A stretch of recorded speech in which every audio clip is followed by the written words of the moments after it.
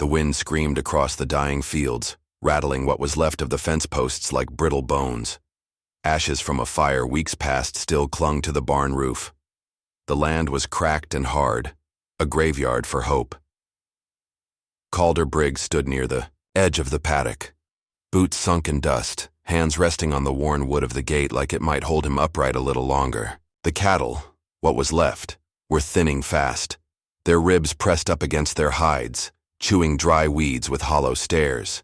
He'd buried his wife 6 winters ago, pneumonia dragging her down like so many things in this cursed life. Since then, the ranch had become a skeleton of what his father built. No rain, no help, and now, no time. The bank's letter burned in his pocket. 2 weeks. That's all they gave him. That morning, he'd hitched the wagon and headed east toward Bender's Crossing. He hated that town, hated the stink of desperation that lingered around every corner like a sickness. But this was the last card in a hand gone sour, buy help. The kind of help no decent man spoke of in church. An auction, indentured girls, cast-offs, runaways, troublemakers. Cheap labor sold to desperate men. He wasn't proud, just broke. They lined the girls up near the stockyard pens, behind a rickety wooden fence like livestock. Dust coated their skirts and faces, but not their eyes. No, their eyes told you everything. Blank ones, angry ones, hopeless ones. And then, hers. She stood at the far end, arms crossed though one wrist was shackled to the post.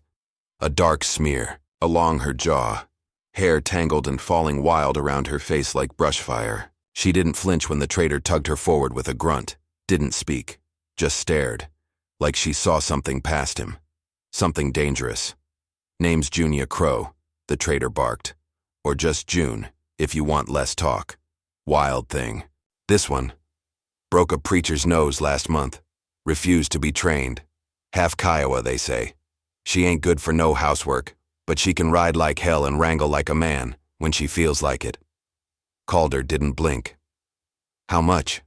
$10. I'll throw in the chain for free. $10, less than a horse, less than a grave marker. They loaded her into the back of the wagon like cargo. She didn't resist, didn't ask where they were going. She didn't say anything at all for the first hour. Then she looked up. You got a name? Briggs, he said without looking. You buy people often, Briggs? No, she snorted softly. Didn't think so. You've got guilt all over you. The road rolled on. Back at the ranch, she stepped down from the wagon without help and looked around like a soldier surveying enemy ground. The house sagged. The barn had half a roof. A lone windmill spun lazily, creaking against the silence. This all of it? She asked. This is more than most have, he said flatly. You pull your weight, or you leave hungry. She kicked at the dust, then looked him dead in the eye. I've never had a man feed me. He didn't respond, just turned and walked toward the well, muttering under his breath. Let's see how long your mouth lasts out here. She slept in the loft. No door, no comfort. Just hay and an old blanket. The mare in the stall below snorted every so often, restless like it could sense a storm coming. That night, Calder sat by the hearth, staring into a fire that offered no warmth. He could still hear her voice echoing in his skull, sharp and defiant. She wasn't like the others. Hell, she wasn't like anyone. She moved like someone who knew fear but didn't wear it anymore. And her eyes were born from something raw. Around midnight, the wolves came. Their howls started low and rose into the wind like a warning. Calder bolted upright. He ran to the barn, rifle in hand. The mare screamed, then silence. June was gone. Gone.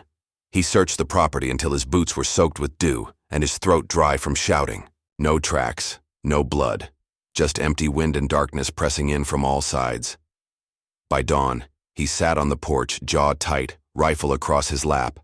Another mistake, another loss. She'd run, maybe taken the mare, maybe worse. Then, hoofbeats. He stood, quickly. 3 cattle trudged into view, driven slow and steady. Behind them, barefoot and mud-streaked, was June. Her hair clung to her neck, soaked in sweat and creek water. Her sleeves were torn, one eye swelling from a hit he'd never seen, land, but her grip on the rope was iron, and the cattle, they were his. 3 of the 5 stolen last month.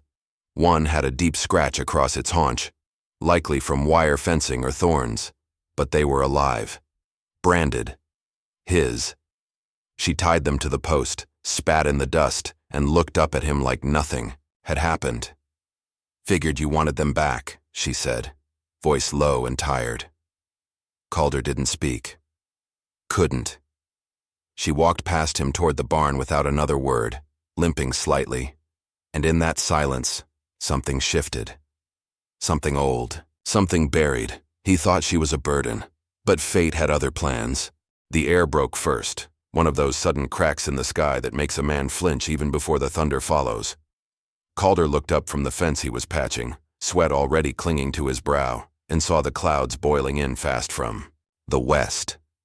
Storm season had come late, but it wasn't asking permission anymore. The wind shifted. Horses whinnied in the paddock. Then the sky split open. A flash of lightning carved the hills, and the thunder that followed hit like a gunshot. The horses scattered in panic. Calder barely had time to swing the gate shut before his best mare, Sadie, reared up and broke loose, bolting past him like the devil himself chased her. "God damn it," he shouted, grabbing his rifle and coat. But before he could reach the saddle, June was already moving. She didn't yell, didn't hesitate. She vaulted onto the back of a skittish gelding, barefoot, no reins, just hands and legs gripping tight. She disappeared into the storm like smoke swallowed by fire. Calder stood in the rain, stunned. Wind whipped the hat from his head. He waited 5 minutes, then 10, long enough to start muttering curses through his teeth. Then, through the downpour, came the sound of hooves.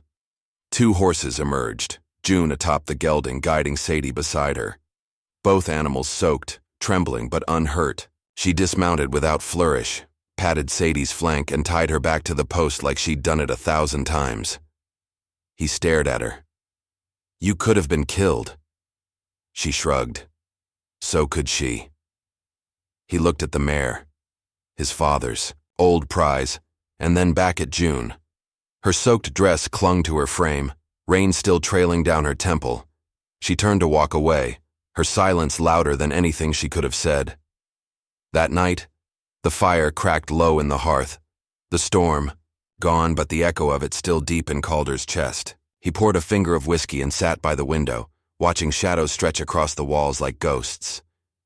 He heard hooves again, but slower this time. 3 men approached the property on horseback. Dusty coats, wide-brimmed hats. One had a long rifle strapped across his back. Calder met them halfway, hand resting on his revolver. "We're setting camp nearby," the lead rider said. "Water here's good. We'll fill up and be gone by sunup." Calder didn't move. "Ain't running a charity." Another rider chuckled. "Ain't asking for one." From behind him, June appeared, rifle in hand. Her hair was tied back tight, her eyes even tighter. "Well, look who it is," one of the men sneered. "Little Wolf's still alive. Thought you'd have bled out by now." Calder's gaze darted between them. June didn't flinch. "I only bite what's too stupid to run," she said. The lead man narrowed his eyes, grin fading. Calder stepped forward. "You get your water, then you ride out. No noise, no trouble." No one spoke. Then the men nodded and moved on toward the creek. That night Calder cleaned his rifle for the first time in months. Not because he needed it, but because he needed the ritual, the rhythm of it. June sat nearby, whittling a stick by lantern light. They didn't talk, but he didn't mind her silence the way he once had. Later, when the moon climbed high and most of the world had gone still, Calder sat alone by the dying fire. The bottle sat uncapped at his side. He hadn't touched it. His thoughts drifted like ash. The war, the stink of it, the way men screamed when they died. His wife, Helen, sweet, stubborn Helen, coughing herself to death in the middle of the worst winter he'd ever seen. He'd watched her waste away one spoonful of broth at a time, unable to save her. Just like he was unable to save this land.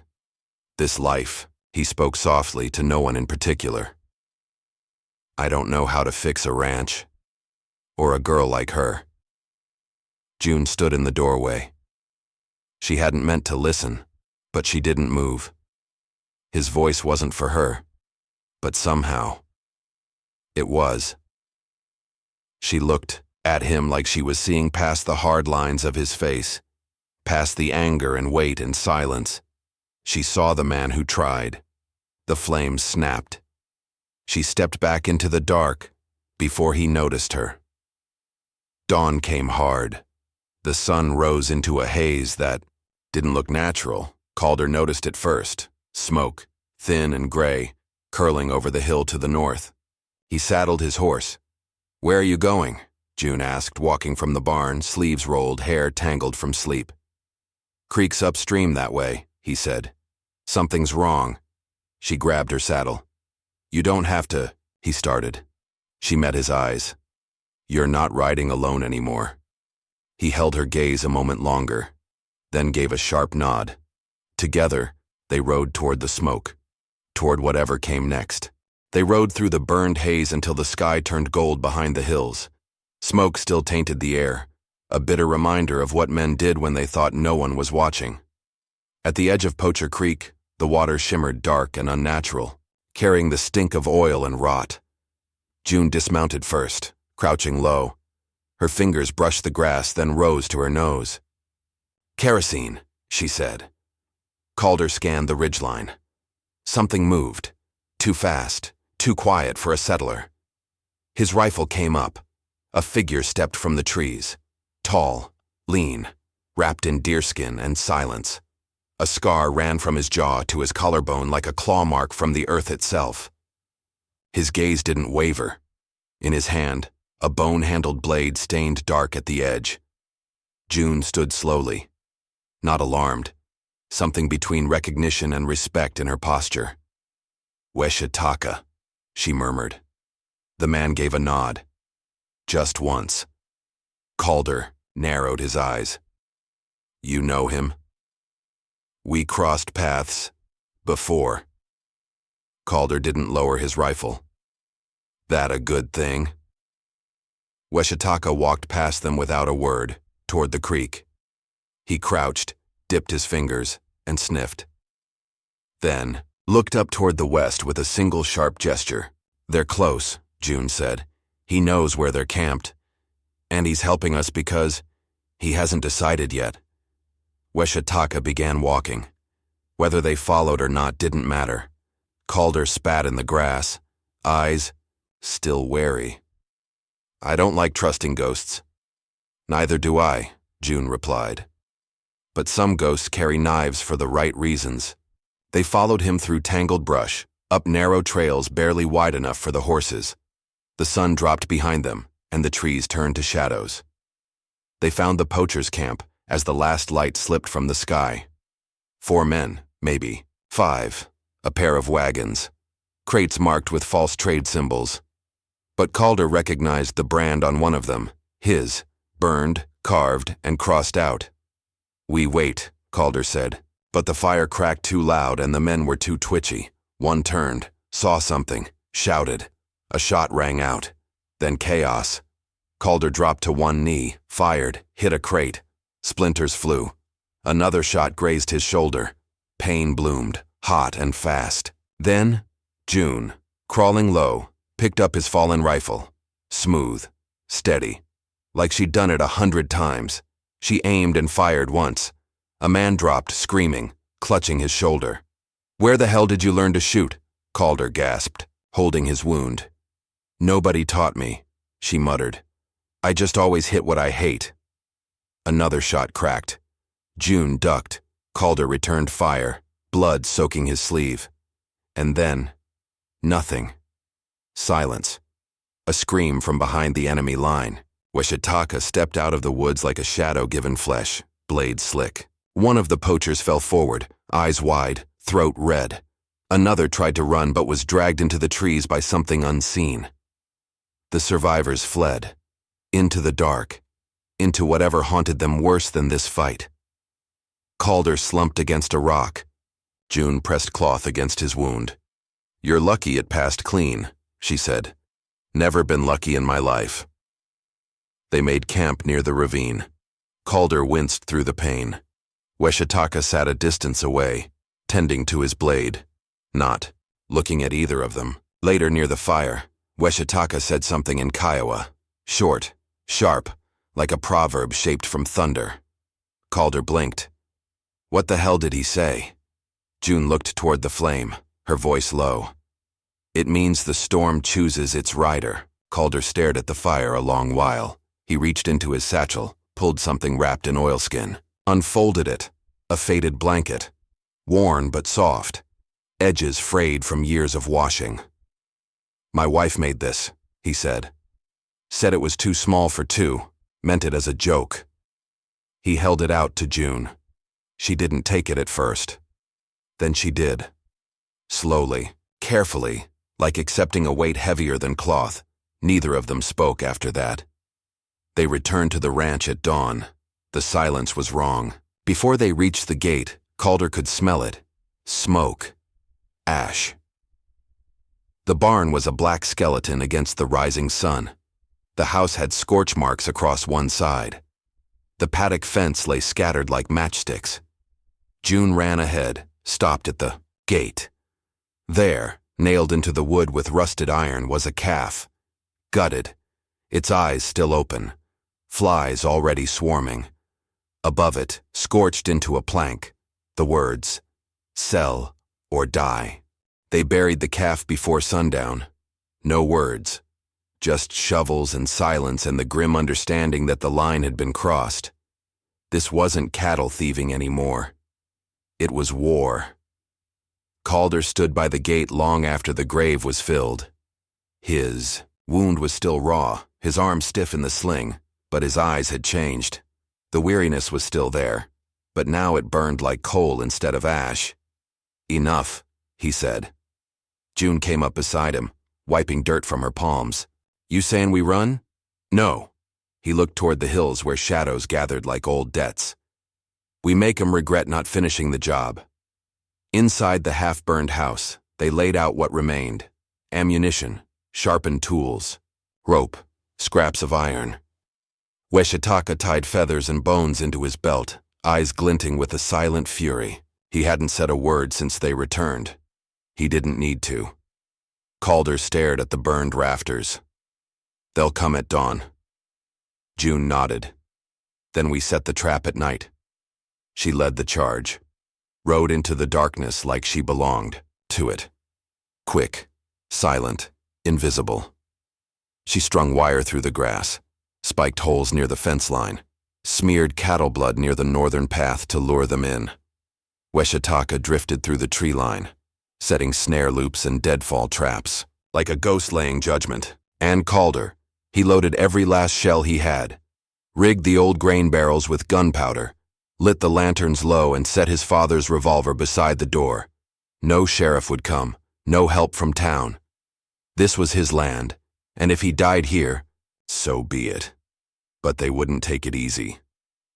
"You sure you're ready?" June asked as the horizon began to glow with the thinnest streak of light. Calder stared at the gate. "I fight like I've got something left to lose." And then the riders came. 5, no, 7, faces wrapped, rifles slung. The man in front had a scar like a rope burn around his neck and a smirk like he thought he'd already won. "Thought we told you," he called out. "Sell or die. You'll get your answer," Calder growled. June fired first. The wire trap snapped, sending one horse tumbling.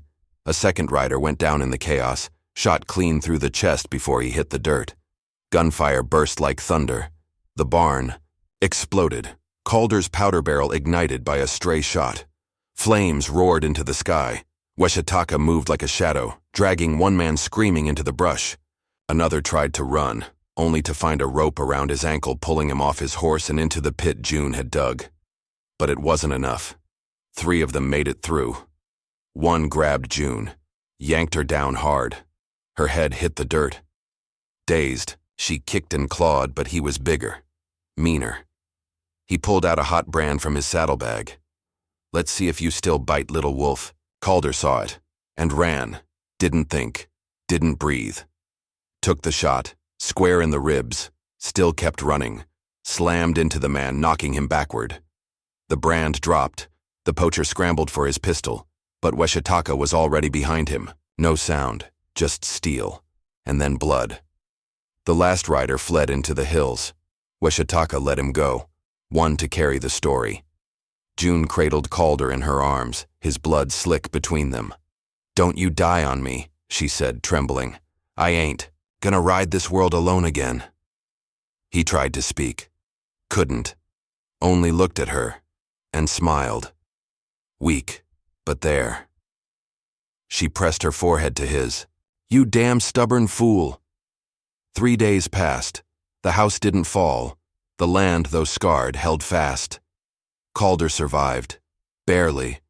Weshitaka treated the wound with herbs and fire and prayers to the sky. Said nothing when it was done. Just nodded and walked out. The next morning he was gone. No note, no goodbye. Just a handmade saddle left by the barn, woven with symbols June recognized from the stories she only half remembered. She touched the leather like it was something sacred. Weeks passed. The ranch healed slowly. The soil softened after a surprise rain. One calf was born strong. Another limped, but survived. June stayed. Not because she was bound, not because of debt or duty. She stayed because, for once, it felt like her choosing mattered. Calder stood with her one morning, watching the sun break over the hills. His arm still ached. The scar would stay. "You still wild?" he asked. She grinned, brushing back wind-tangled hair. "Wilder, but I ain't alone no more." He smiled back. For the first time in a long time, it felt like more than just survival. The world didn't get easier, but now he had someone beside him who could ride the storms instead of being broken by them. Some folks are born to break the world. Others are born to ride through it, scarred, stubborn, and unbroken. And if you're lucky, you'll find someone just wild enough to ride beside you. If this story stirred something in you, if you've ever felt like the world tried to break your wild, then ride with us. Like, subscribe, and drop your story in the comments. We're listening.